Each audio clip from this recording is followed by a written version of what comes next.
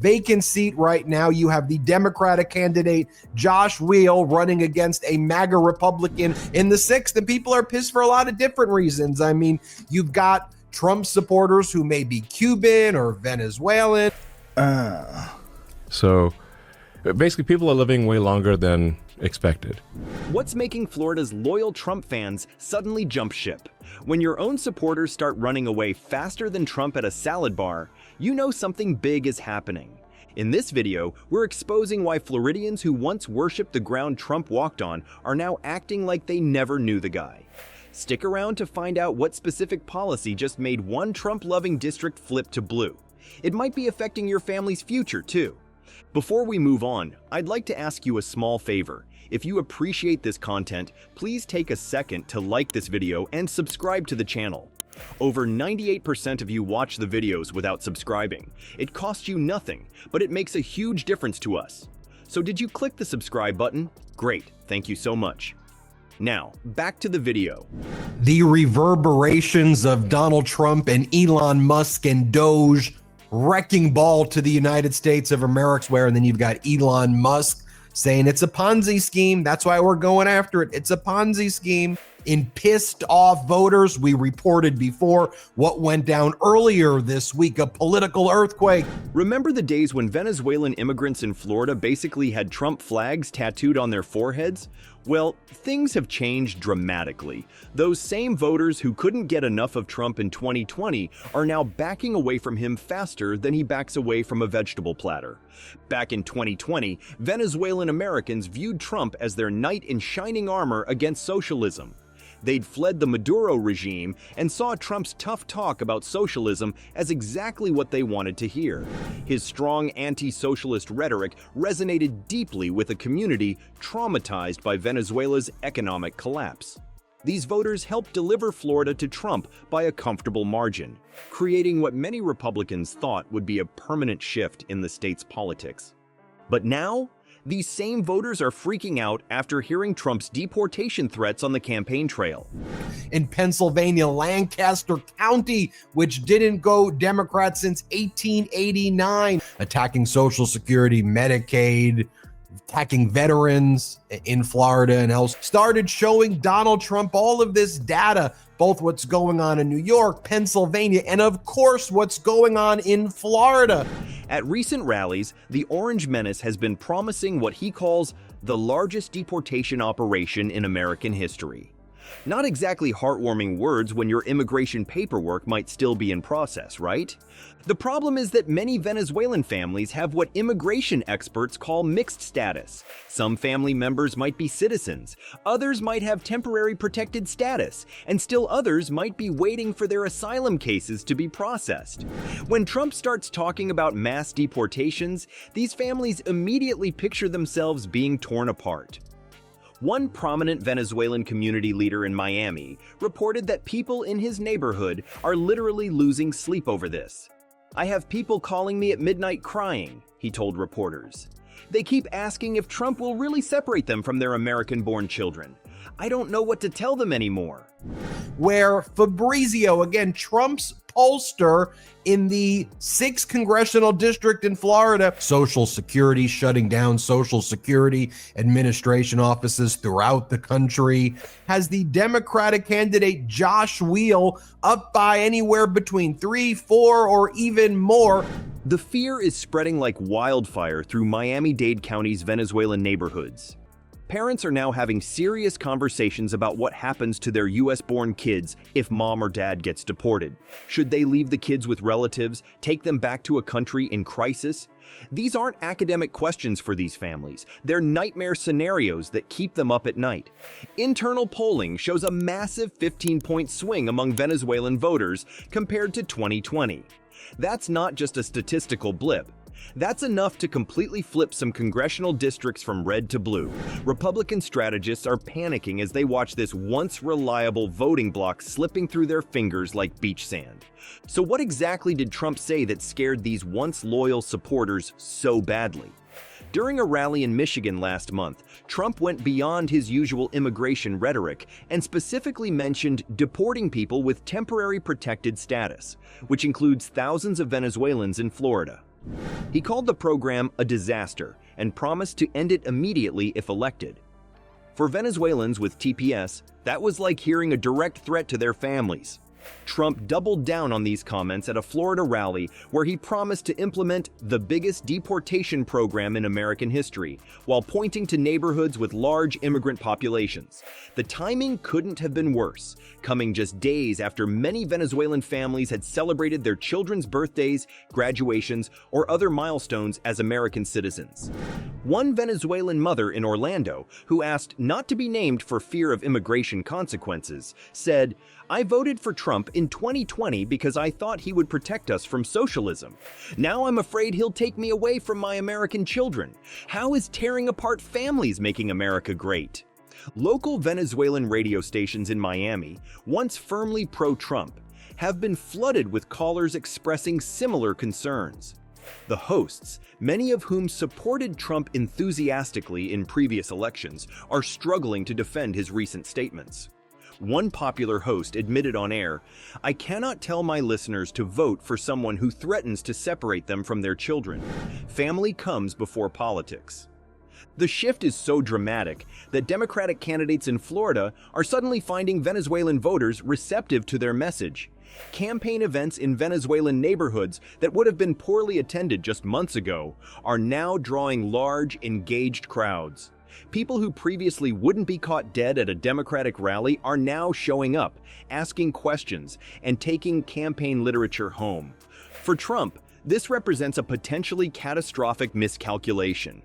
Florida was supposed to be his safety net, a reliable red state that would give him breathing room to focus on other battlegrounds. Instead, his hardline deportation rhetoric is alienating a community that helped deliver him the state in 2020. It's like he's deliberately sawing off the branch he's sitting on. If Trump's deportation plans were his first Florida foot-in-mouth moment, his Social Security situation is like stepping on a retirement community rake. So you're paying with you're paying like if you look at the future obligations of Social Security, but the obligation for Social Security is your entire retirement career. It far exceeds the tax revenue. Far. Have you ever looked at the debt clock? While he's busy alienating Venezuelan voters in Miami, he's now managed to tick off the most reliable voting bloc in the Sunshine State, seniors who depend on their monthly government checks. And in Florida, that's basically picking a fight with half the population. Florida isn't just a vacation spot with fancy beaches and mouse ears, it's God's waiting room.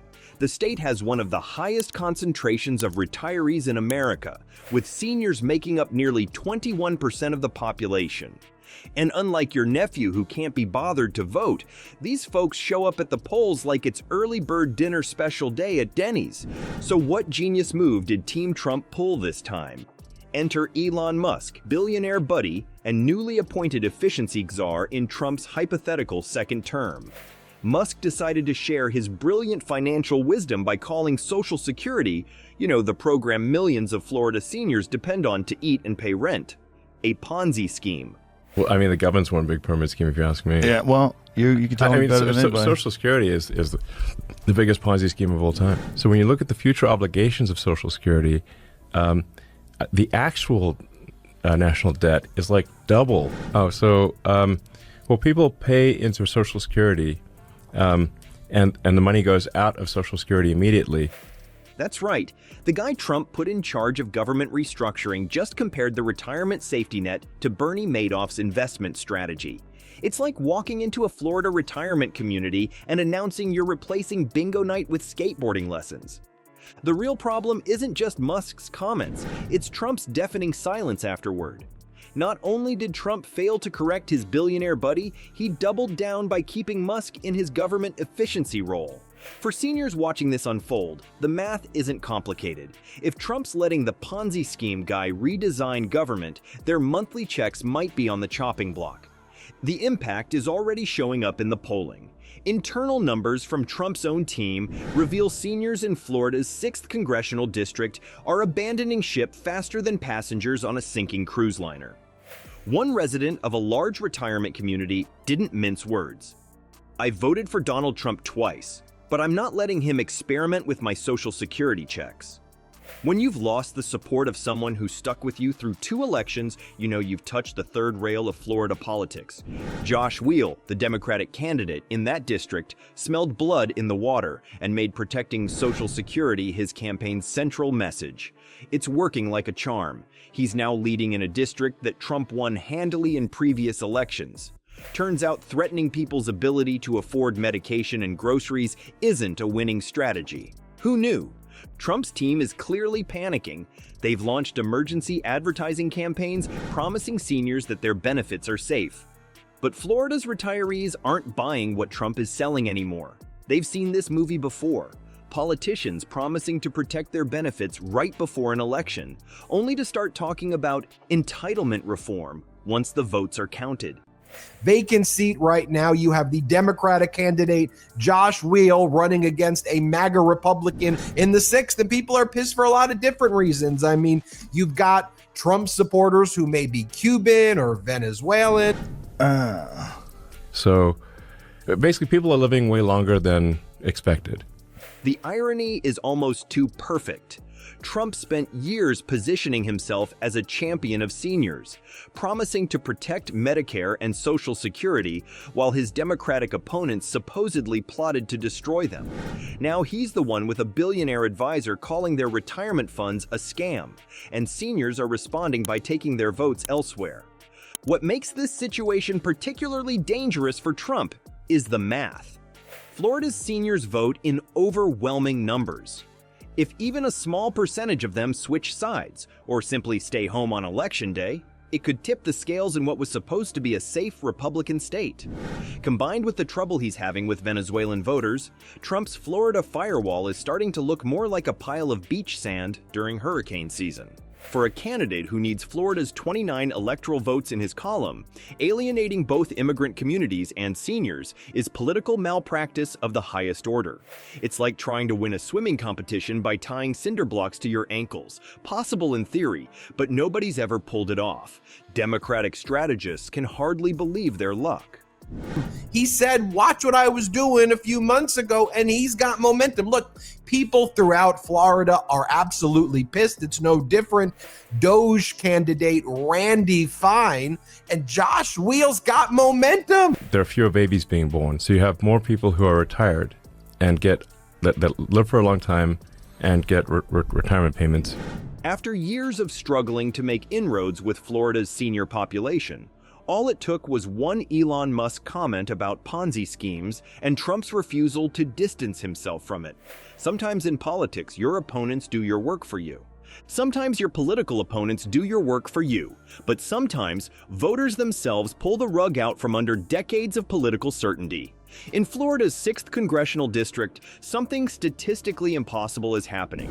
For the first time in about 30 years, Democrats are outvoting Republicans in early voting. And we're not talking about some swing district that bounces back and forth. This is a place where Trump strutted around with a 20-point advantage like he owned the joint. Democratic candidate Josh Weil isn't just competitive in a district that's redder than a sunburned tourist. He's actually leading according to internal numbers from Trump's own pollsters. The Republican candidate is stuck at a pathetic 41% support. Talk about a political faceplant. This is like watching the New York Yankees lose to a little league team. The numbers tell a story that has Republican strategists reaching for the antacids. Democrats currently represent about 40% of total voters in this election, despite making up only 27% of registered voters in the district. That kind of overperformance doesn't just happen by accident. It's like watching grandma suddenly bench press 300 pounds. Something unusual is definitely going on. What's behind this political earthquake? Weil figured out something that fancy Republican consultants missed. People care more about what's on their kitchen table than what's trending on Twitter. His campaign has zeroed in on exactly what keeps voters up at night: Social Security checks, Medicare coverage, and veterans benefits. These aren't just political talking points to Florida voters. They're literally how people survive. As Weil puts it, these are essential systems for people living, and they need someone to fight for them. They need someone to represent their interests. That's not exactly revolutionary messaging, But compared to Trump's team calling Social Security a financial scam, it sounds pretty darn reassuring to voters who depend on those monthly deposits. The early voting numbers in Volusia County, the district's largest chunk of voters, show Democrats turning out in numbers not seen for 3 decades. It's so unusual that veteran poll watchers are double-checking their math. Republicans have dominated this area longer than some voters have been alive, but now they're watching their reliable red fortress crumble like a sandcastle at high tide. Latino voters are another big part of this story. They're showing up for early voting in numbers that have both campaigns checking their calculators. Families with mixed immigration status, think American citizen children with parents still navigating the immigration system, are especially motivated. Gee, I wonder if that has anything to do with a certain someone threatening mass deportations and family separations. Trump's campaign has gone from confident swagger to full-blown panic mode. They're rescheduling the big man himself for emergency rallies in areas he previously won without breaking a sweat. Nothing says everything's fine, like canceling events in actual battleground states to shore up support in what should be safe territory. It's the political equivalent of abandoning your vacation to rush home and make sure your house hasn't burned down.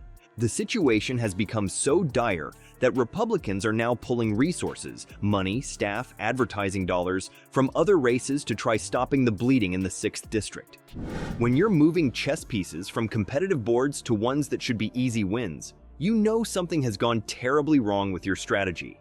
For Republican strategists, the 6th district isn't just one problematic race. It's potentially the canary in the coal mine for their entire Florida operation. If a district Trump dominated is suddenly competitive, what does that mean for areas where he only won by single digits? The math becomes very uncomfortable very quickly. What makes this shift even more striking is that it's happening in Florida, the state that seemed to be trending more Republican with each election cycle.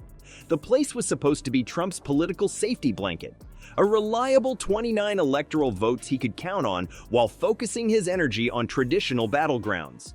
Instead, it's turning into a resource-draining headache that nobody on his team saw coming. While Democrats certainly shouldn't be measuring the drapes in the White House based on one district's early voting numbers, the trends here reveal something important about voter psychology. Even the most loyal political supporters have breaking points. When your families, finances, and futures feel threatened, party loyalty suddenly becomes a lot less important than self-preservation. Well, folks, what a twist in the Florida fantasy Trump's been living in. The state that was supposed to be his comfort blanket is now giving him night sweats. In Volusia County, Democrats are actually outvoting Republicans, something that hasn't happened since leg warmers were cool.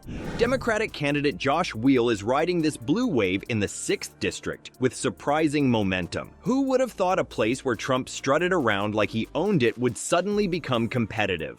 The lesson here is pretty simple. Threaten people's families, mess with their retirement money, or scare them about deportation, and watch how fast your loyal base finds a new political home.